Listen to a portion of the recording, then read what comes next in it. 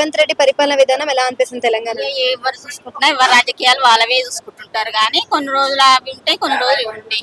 ఎవరి పరిస్థితి వాళ్ళు చూసుకుంటారు కానీ వాళ్ళకి వాళ్ళు కూడా ఆలోచించి చేయవలసి వస్తుంది, చేయాలి.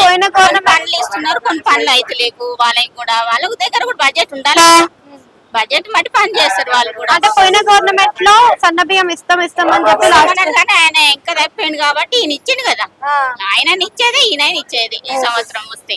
అంటే ఇప్పుడు ఇంట్లో బియ్యం అంటే సన్న బియ్యమే వాడతారంట కదా మళ్ళీ, లేకపోతే అంటే ఇప్పుడు కొందరైతే అమ్ముకున్నారు దొడ్డు బియ్యం వచ్చినప్పుడు.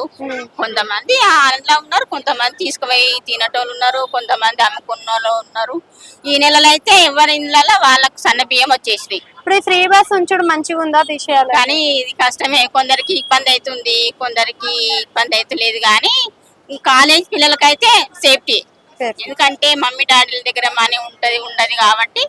అది మాలాంటి వాళ్ళకంటే ఎప్పుడో ఒకసారి వస్తాం కాబట్టి ఇట్లయినా ఓకే, అట్లయినా ఓకే. అంటే ఈ ఫ్రీ బస్ పెట్టిన కా నుంచి పప్పు, ఉప్పు, నూనె, బియ్యం తెలియదు కదా, సేఫ్టీగా వస్తున్నాం పోతున్నాం. మా ఇంట్లో కూడా మనీ తక్కువ అవుతుంది కదా, మా ఇంట్లో ఇచ్చే వాళ్ళు కూడా ఏముంది బస్ కిరాయి లేదు కదా, ఫ్రీ పోతున్నాం ఫ్రీ వస్తున్నాం కదా, మా దగ్గర కూడా పైసలు ఇస్తలేరు మా సార్లు కూడా. అది